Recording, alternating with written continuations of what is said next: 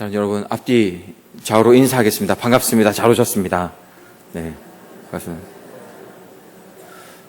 예전에 예배에 대한 어떤 책이었는데 그 책에서 교회를 잘 나오지 않던 이제 자매가 교회에 나와서 그 교회를 관찰하고 그걸 이제 목사님한테 했던 그 글이 있었는데 교회 사람들이 잘 웃지 않는다. 그걸 이제 이야기를 했다는 그 글귀가 기억이 났습니다. 그래서 이때 다시 한번 인사하실 때 활짝 가장 행복했던 기억들, 반지 받을 때 이런 기억도 있지 않습니까? 환한 웃음으로 다시 한번 더 반갑습니다. 잘 오셨습니다. 네, 반갑습니다. 잘 오셨습니다. 부부끼리 계시면 잘하고 있어 이렇게 좀 토닥토닥 해주시고, 네. 사랑하는 여러분, 잘 산다는 게 어떤 의미로 좀 정리하고 계십니까?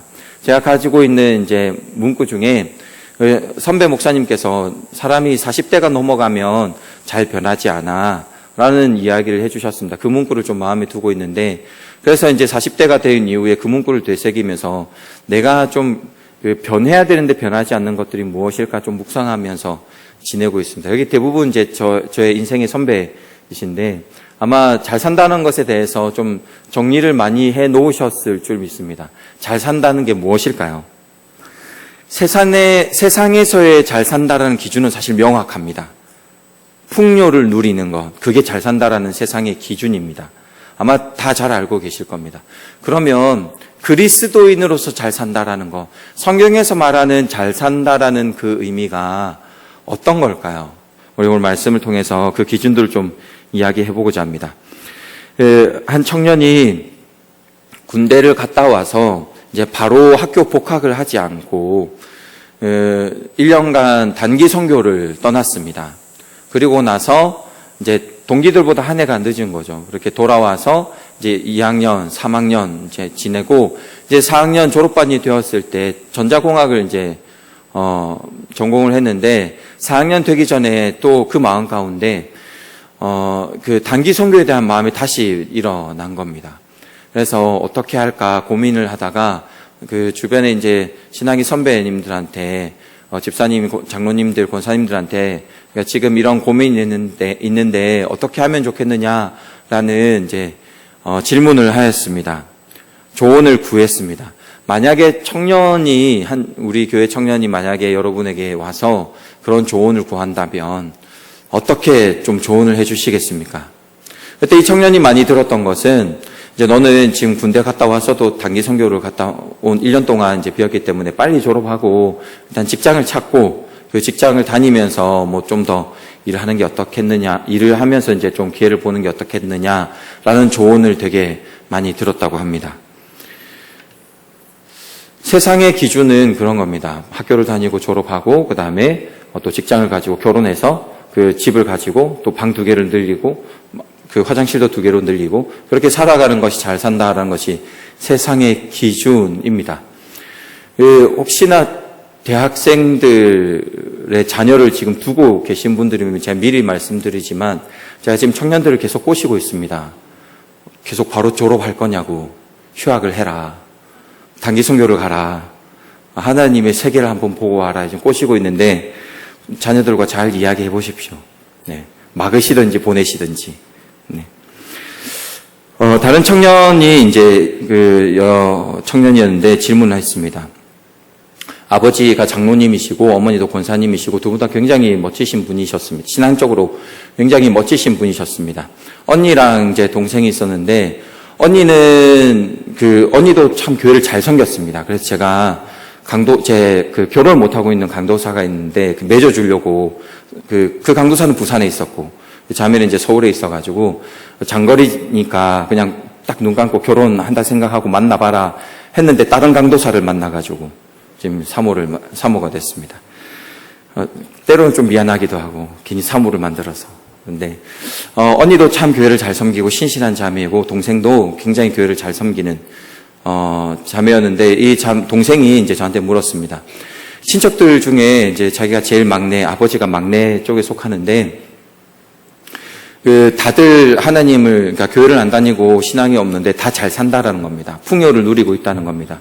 그런데 자신의 집은 잘 살고 또 아버지가 굉장히 성실하게 이렇게 일을 했는데 삶이 그렇게 넉넉하지는 않았습니다. 그러니까 그 가정에서는 또 제일 못 살기도 했습니다. 그러니까 전도를 하려면 하나님을 믿으면 삶이 잘 산다. 그 이야기를 하고 전도도 하고 싶은데 가장 못 사는 집안이고 그러니까 어떻게 전도해야 될지도 모르겠고 하나님을 잘 믿는데 굉장히 신실한 집안이었습니다. 참 모범이 되는 집안이었는데 여기에 대해서 이제 의문을 던진 적이 있었습니다. 왜 그럴까? 우리 모두는 사실 다 잘 살고 싶습니다. 그렇지 않으십니까? 저도 잘 살고 싶습니다. 예전에 이제 저희 어머니랑 어릴 때 쇼핑을 갔다가 되게 좋은 이 코트가 있는 겁니다. 근데 얼마 안 하는 겁니다. 98,000원? 와, 사야 되는 영 하나를 빼가지고 잘못 봐가지고 다시 되돌려준 적이 있었습니다. 그런 거 한번 안 보고 잘 살아보고 싶지 않습니까? 사랑하는 여러분, 잘 사는 것이 무엇일까? 세상의 기준은 명확한데 그리스도인이 가져야 될 잘 사는 기준이 무엇일까? 오늘 본문을 다시 한번 보시겠습니다. 본문 중에 3절에서 7절 말씀입니다. 3절에서 좀 읽어보면 그의 아버지 히스기야가 헐어버린 산당들을 다시 세우며 이스라엘 왕 아합의 행위를 따라 그러니까 지금 남유다인데 북이스라엘의 가장 악한 왕을 따라서 바알을 위하여 제단을 쌓고 아세라 목상을 만들며 아세라는 이제 풍요를 주는 신으로 이렇게 믿고 있습니다. 하늘의 1월 성신을 경배하며 섬기며 여호와께서 전에 이르시기를 내가 내 이름을 예루살렘에 두리라 하신 여호와의 성전에 제단들을 쌓고 지금 다른 데 성전을 쌓은 게 아니라 여호와의 성전에 이 제단을 쌓았다는 겁니다. 5절에 또 여호와의 성전 두 마당에 하늘의 1월 성신을 위하여 제단들을 쌓고 또 자기의 아들을 불 가운데로 지나게 하며 몰렉이 많이 섬기는 건데 그 암몬신 따라 하는 겁니다. 점치며 사술들을 행하며 신접한 자와 박수를 신임하며 여호와께서 보시기에 악을 많이 행하여 그 진노를 일으켰으며 또 자기가 만든 아로 새긴 아세라 목상을 성전에 세웠더라 라고 쭉 기록하고 있습니다. 이 악에 대해서 하나님이 진노하시는 게 오늘 또 읽었던 본문에 있습니다. 12살의 왕이 되어서 55년간 므낫세 왕이 통치하였습니다. 다윗도 40년간 통치했고 위대한 왕 솔로몬도 지혜의 왕 솔로몬도 40년을 통치했습니다. 그러니까 55년을 통치했다는 것은 그러니까 전무후무한 겁니다. 정말 어마어마한 겁니다. 그리고 남유다에게 있어서 가장 오랜 기간 통치를 했습니다. 그러니까 아들이 암몬 왕인데 암몬 왕이 2년 통치를 했습니다. 그러다가 이제 자기의 신하들한테 이제 반역을 당해서 죽게 되는데 통치하는 게 쉽지 않습니다. 근데 55년간의 통치를 했고 그리고 많은 풍요를 누렸습니다. 그가 했던 내용을 보면 굉장히 씁쓸합니다. 제가 좀 요약하게 한 7가지 정도인데 헐어버린 산당을 세우고 바알을 위해 제단 쌓고 아세라 목상 만들고 1월 성신 경배하고 성전에 제단 쌓고 불 가운데로 자기 아들 지나게 하고 점치며 사수를 행하는 것. 이것보다 더한 악한 하나님 앞 악한 일을 했을까? 할 수 있는 악은 다 저질렀던 것 같습니다. 그러면 우리가 가지고 있는 신앙의 상식에서는 이 악한 므낫세 왕은 멸망해야 됩니다. 하나님 앞에 큰 범죄를 저질렀기 때문입니다. 그런데 55년간 끝에 연말에 가서는 이제 좀 우여곡절을 겪기는 하지만 그가 살아생전의 대부분은 풍요를 누리면서 지냈습니다. 이 사람의 신앙이 정말로 얼마만큼 악한지를 보면 아들이 아몬 왕인데 암몬 신에서 따왔습니다. 그러니까 신앙 자체가 우상에게서 가져온 그러니까 적그리스도적인 신앙을 가지고 있는 것이 므낫세 왕이었습니다. 근데 이 므낫세가 왜 이랬을까? 왜냐하면 그의 아버지가 히스기야 왕입니다. 종교개혁을 한 아버지는 히스기야 왕인데 이 아들은 정말 할 수 있는 모든 악을 다 한 겁니다. 왜 그랬을까? 성경을 공부하면 재미있는 것 중에 한 가지가 우리는 이제 성경을 읽으니까 또 왕이라는 세계가 아버지가 돌아가셔야지 그 아들이 이제 왕권을 이어받지 않습니까? 아니면 아버지가 정말로 큰 이제 병에 걸려서 그 수행을 할 수 없을 때에 이제 자녀가 왕이 되는데 히스기야에서 므낫세까지는 그렇지는 않습니다. 10년이 있습니다. 그러니까 므낫세가 왕이 된 것이 BC 696년입니다. 근데 아버지 므낫세가 이제 왕이 즉위가 된 게 696년이고 히스기야 왕이 BC 686년에 죽습니다. 그러니까 10년의 차이가 있습니다.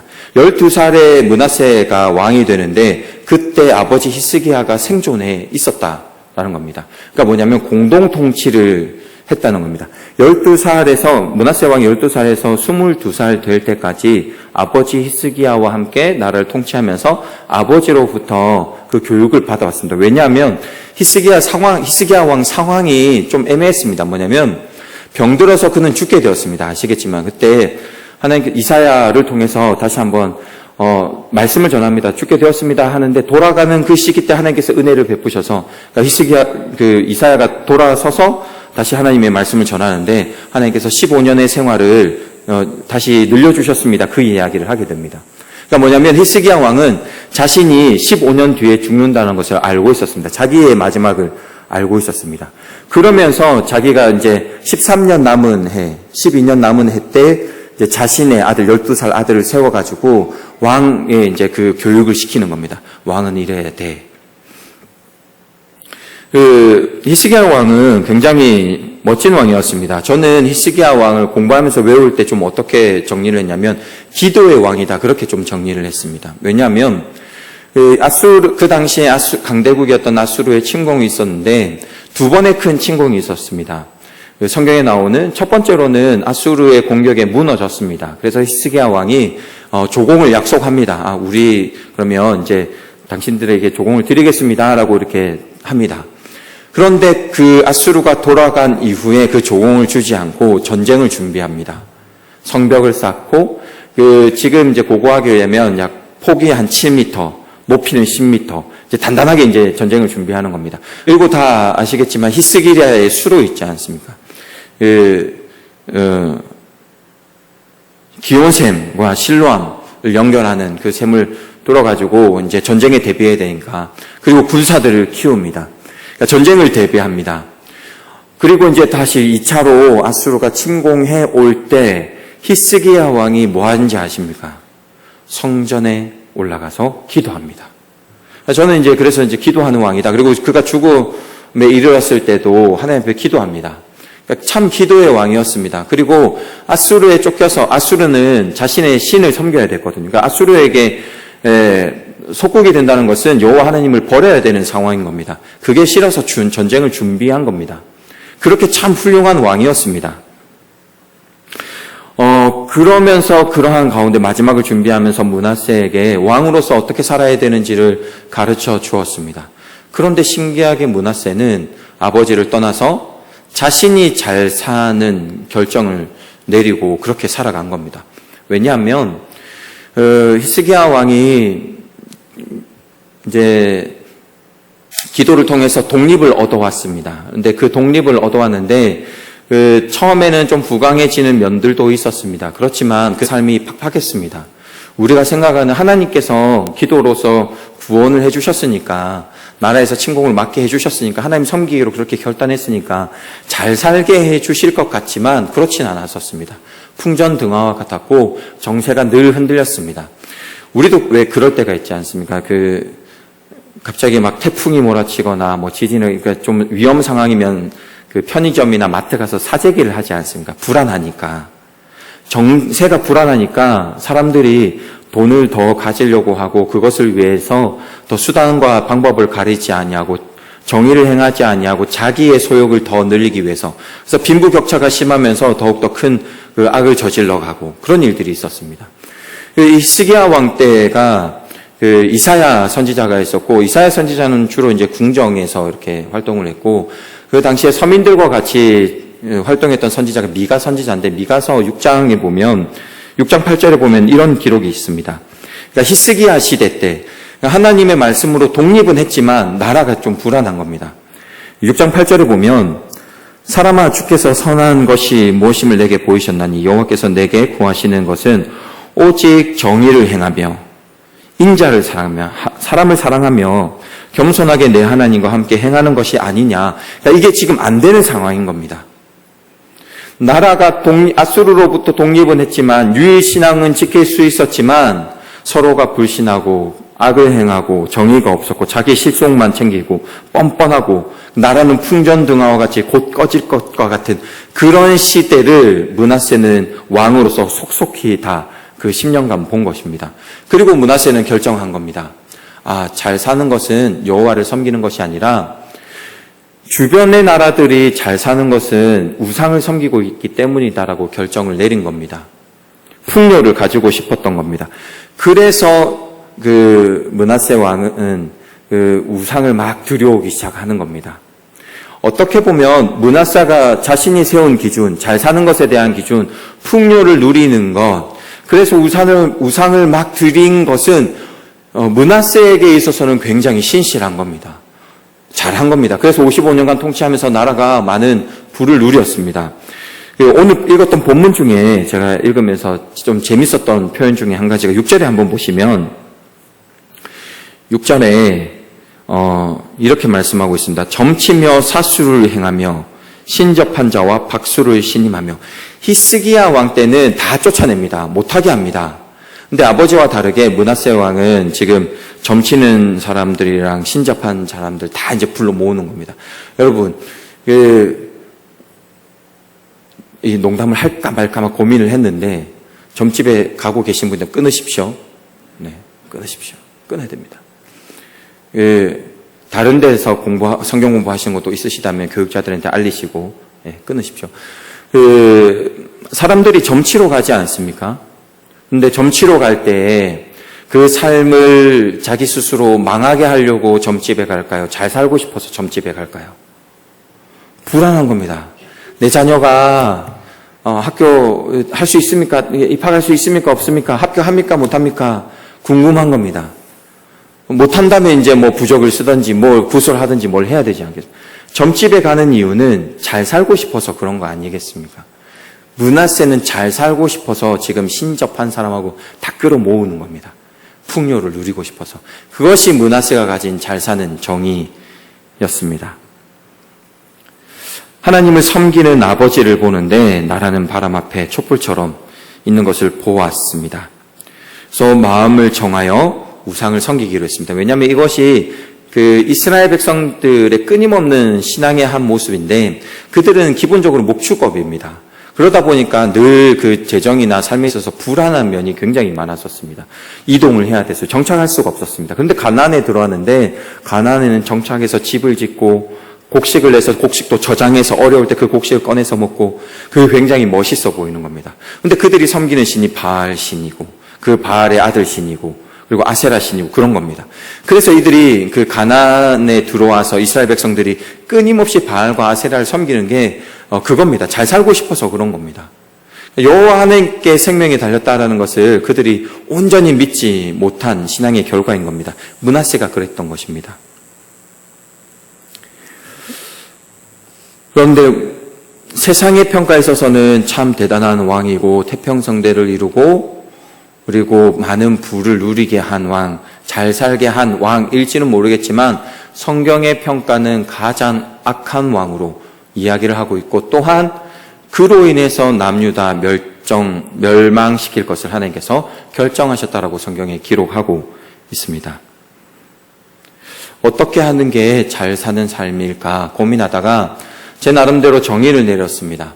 우리 옆에 분들에게 이렇게 좀 이야기를 하시면 좋겠습니다. 우리 잘 낭비합시다. 우리 옆에 분들에게 좀 이야기해 주십시오. 우리 잘 낭비합시다. 우리 잘 낭비합시다. 예배에 관련된 책을 읽다가 거룩한 시간 낭비, 예배에 대해서 정의할 때 그렇게 정의한 것을 보았습니다. 신앙생활이 잘 낭비하는 거다. 잘 산다라는 것이 잘 낭비를 하는 삶이겠다라는 정의를 했습니다. 세상 사람들이 이야기를 합니다. 특히 이제 요번에 코로나 때 교회가 많은 핍박을 받지 않았습니까? 이 어려운 시기에 무슨 교회를 가서 예배를 드리냐. 근데 예배는 우리의 생명이지 않습니까? 근데 그 전에도 예배에 대해서 이야기할 때, 같이 놀러도 가고, 산에도 가고, 같이 단합도 하고, 가족끼리도 시간 보내고 뭐 교회 가서 그렇게 시간을 낭비하냐? 우리는 그 시간을 잘 낭비하고 있는 겁니다. 하나님 앞에 이 시간을 드리는 겁니다.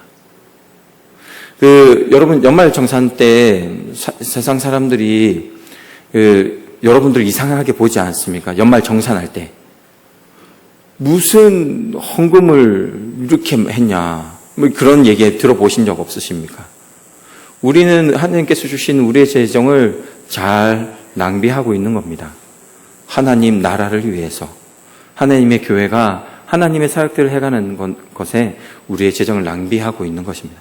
사람들이 보기에는 낭비이지만 하나님 보시기에 저는 하나님 보시기에 얼마나 좋을까라는 생각을 합니다. 하나님께서 사람들이 마음을 모아서 그 일들을 가지고 하나님 나라를 세워가는 일들 하나님 참 기뻐하시지 않을까. 제가 앞서서 잠깐 이제 말씀을 드렸는데 저희 청년들한테는 이야기를 하고 있습니다. 제일 젊을 때 뭐 할 거냐? 하나님한테 시간 낭비 한번 해봐라. 1년간 휴학하고 내가 선교 단체 많이 소개해 줄 테니까 가서 훈련받고 하나님께서 세상에 역사하시는 것 생각보다 제가 보니까 우리 청년들이 부모님들 불안하시죠? 지금 청년들 보낼 것 같아가지고 교회에 있으면서 하나님께 교회에서는 역사하시지만 세상에 역사하시는 하나님의 그 놀라운 것들을 좀 봤으면 좋겠다라는 생각이 듭니다. 그래서 많이 휴학하라고 지금 꼬시고 있는데 아직 한 명도 넘어오지는 않았습니다. 넘어올 겁니다. 시간 낭비하는 겁니다. 제일 젊을 때에. 여러분, 제일 젊을 때가 아니더라도 가능합니다. 선교사님과 함께 잠깐 일을 멈추시고 어디 여행도 다니시지만 한번 단기 선교에 한번 도전해 보시지 않으시겠습니까? 저희 이제 가정이 기도하고 있는 것 중에 한 가지가 코나라는 지역에서 선교 프로그램이 있습니다. 한 5개월에서 6개월 정도. 그러니까 3개월 정도 훈련받고 2개월 정도 다른 나라 가서 이제. 근데 늘 그것을 위해서 기도하고 있습니다. 얼마나 멋지지 않겠습니까? 저만 기대하고 있습니까? 기대하시죠? 네. 임현수 선교사님이라고 북한 선교하러 하시다가 잡히셔가지고 15년간의 이제 복역을 명령받고 15년을 이제 지내고 나오셨습니다. 늦지막하게 이제 60세, 65세 때쯤 이제 잡히셔가지고 감옥에서 그런 생각을 하셨답니다. 그러니까 15년간 있으면 내가 나가서 이제 70세가 넘는데 나가서 뭘 해야 되나. 근데 돌아와서 보니까 그것이 하나님의 은혜였다라는 것입니다. 우리가 생각하기에는 그 하나님의 일을 할 수 있을 때 하나님의 사역을 만나고 사람들을 만나고 전도하고 복음 전하고 성경책 전해주고 그럴 수 있는데 15년간 감옥에서. 근데 하나님의 뜻이 분명히 있었을 줄 믿습니다. 우리의 사고는 되게 편협한데 우리가 생각한 것이 옳다라고 생각하는데 하나님의 시간이 있습니다. 하나님의 뜻하신 계획들이 있습니다. 성경에서 말하는 잘 사는 것이 무엇이냐면 하나님을 따르는 삶, 그것이 잘 사는 것이라고 이야기하고 있습니다. 예수님과 제자들이 이제 함께 공동체 생활을 할 때에 제자들이 생각하는 잘 사는 것이라는 것은 예수님을 통해서 자신들이 한 자리 차지하는 것이었습니다. 예수님, 나라 만드실 때에 저희도 한 자리 주십시오. 그것이 제자들이 잘 사는 것이었습니다. 그래서 예수님께서 십자가에 못 박히시고 가장 악한 죄인의 형벌의 모습으로 돌아간 제자들이 다 뿔뿔이 흩어지게 된 겁니다. 자신이 생각하는 잘 사는 거랑 달랐습니다. 베드로는 3번이나 거부했습니다. 예수님이 왜 그러셨을까? 예수님은 진짜 슈퍼스타였습니다. 지금은 미디어가 있으니까 누가 잘 나가는지를 볼 수 있지만 그 시간은 그런 거 아닙니다. 그런데도 불구하고 예수님께서 그 동네에 오신다 이러면 옆 동네 사람들 다 몰려오는 겁니다. 예수님께서는 그 힘을 얻어서 나라까지는 몰라도 동네 하나 만드실 수 있었습니다. 예수님을 반대했던 올드맨들이 바리새인들이 예수님을 충분히 건들 수 있는, 제거할 수 있는 힘을 가진 사람들이었습니다. 그런데 예수님을 건들지 못한 것은 예수님의 가지고 있는 세력이 너무나 어마어마했기 때문에 그렇습니다. 그만큼 예수님은 굉장한 분이었습니다. 예수님께서 잘 살고 싶으셨다면 그 세력을 힘입어서 자신의 원수들 생각하는 사람들 다 몰아내고 교회 개척하면 10만 명이겠습니까? 20만 명이겠습니까? 할 수 있었습니다. 왜 예수님께서 십자가를 지셨느냐?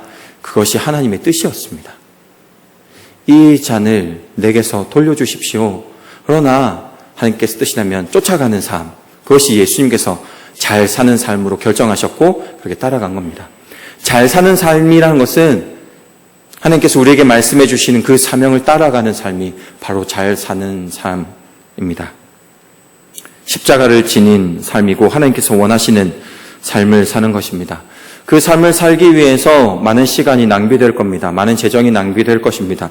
그러나 하나님께서 우리에게 주신 사명입니다. 우린 그거 쫓아가는 겁니다. 그런데 삶을 살다 보니까 저도 그렇고 참 두렵습니다. 참 걱정됩니다. 성경은 분명히 먹고 마실 것에 대해서 걱정하지 말라고 하셨는데 걱정이 됩니다. 그래서 우리는 기도해야 됩니다. 하나님께서 우리에게 주신 훌륭한 무기입니다. 우리는 이분법으로 잘 생각합니다. 신앙은 신앙이고 신앙에서 말하는 잘 삶이라는 것은 신앙이고 우리가 삶은 삶에서 잘 사는 것은 세상의 삶과 닮아 있습니다. 우리는 두 가지를 다르게 생각합니다. 그런데 성경에서 말하는 잘 사는 삶이라는 것은 한 가지입니다. 하나님을 따르는 삶입니다. 그것을 위해서 우리는 살아가야 되는데 우리에게 능력 없습니다. 우리 이 시간에 말씀을 생각하면서 같이 기도하면 좋겠습니다.